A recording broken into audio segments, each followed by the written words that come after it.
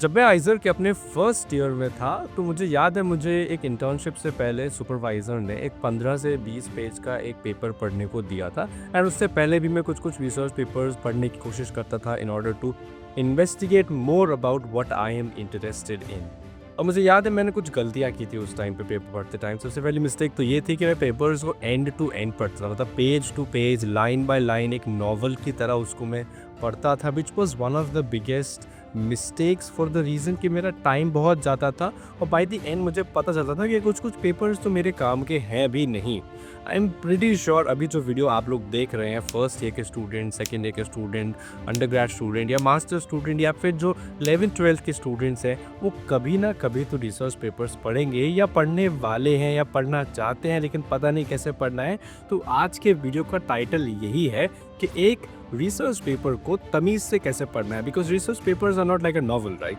They are not just to be read, they are not just to be gone through, they have to be interrogated. आपको उनसे सवाल पूछने होते हैं, तब अगर उनके जवाब आपको मिल रहे हैं, then that paper is useful and relevant to you, तभी आप उस पर अगले 4-5 घंटे इन्वेस्ट करें। Otherwise it's simply a wastage of your time, which is one of your most important and most valuable resource as a research student. तो चलिए आज के वीडियो में हम डिस्कस करेंगे एक 3 स्टेप प्रोसेस, बेसिकली कैसे आप पेपर को पढ़ने की कोशिश कर सकते हैं। ऑफ कोर्स ये एक हार्ड एंड फास्ट स्ट्रैटेजी नहीं है कि आप इसको ऐसे पढ़ेंगे तो आपके लिए बेस्ट स्ट्रैटेजी वही होने वाली है। ये एक पर्सनल एक्सपीरियंस होता है, लोगों के पर्सनल प्रेफरेंसेस होते हैं, लेकिन ओवर द इयर्स मैंने क्या गैदर किया मैं वो आपको डिलीवर करने वाला हूँ। प्लस कुछ ऐसे टूल्स, एआई टूल्स, जो टूल्स आजकल अवेलेबल हैं ऑनलाइन, जिनको आप यूज़ करके अपने पेपर रीडिंग स्ट्रैटेजी को इम्प्रूव कर सकते हैं, उसके बारे में भी आज हम बात करेंगे। तो चलिए वीडियो को शुरू करते हैं। शुरुआत करते हैं फर्स्ट स्टेप चेक से, जिसको आप बोल सकते हो वाइब चेक। मैंने थोड़ा सा नया जेनजी मॉडर्न नाम देने की कोशिश की है इस स्टेप को।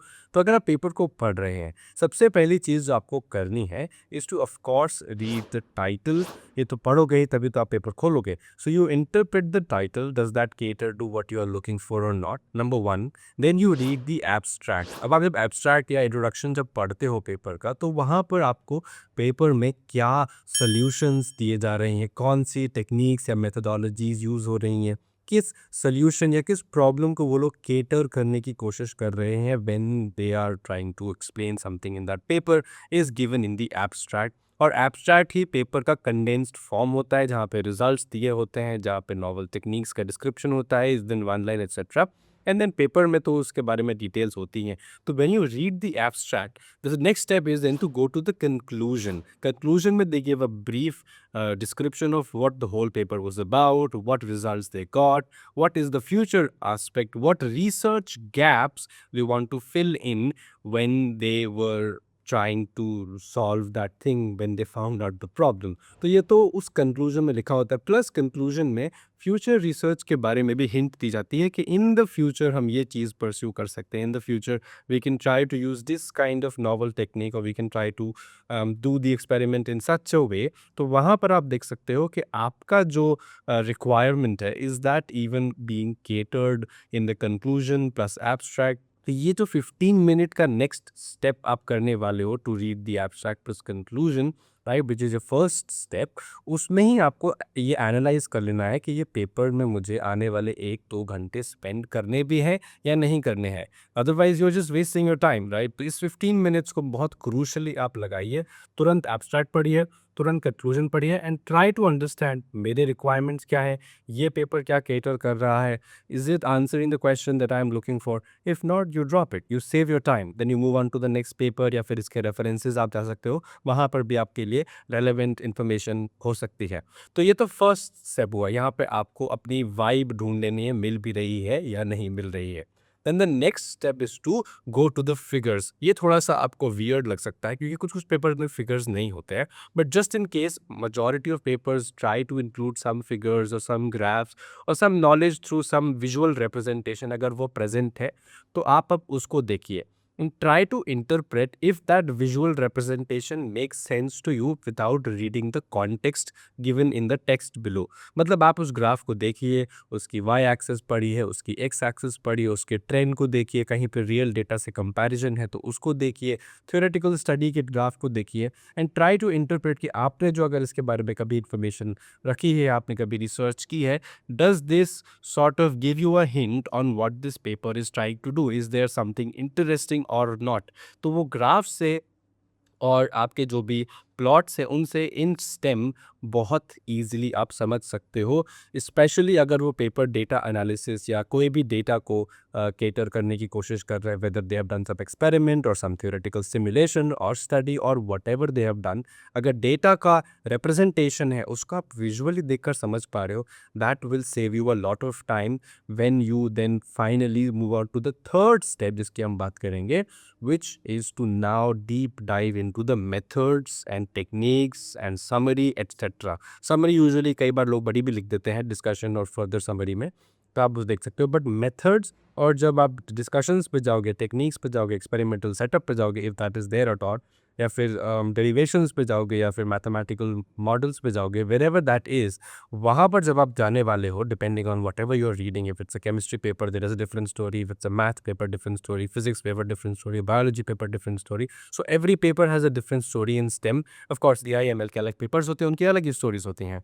तो जब आप मेथड्स और टेक्निक्स और सेटअप वगैरह पे जाओगे, then you deep dive into whatever they are doing, try to make notes if relevant to you, try to understand कि जो एब्स्ट्रैक्ट में दिया था how well is that connected.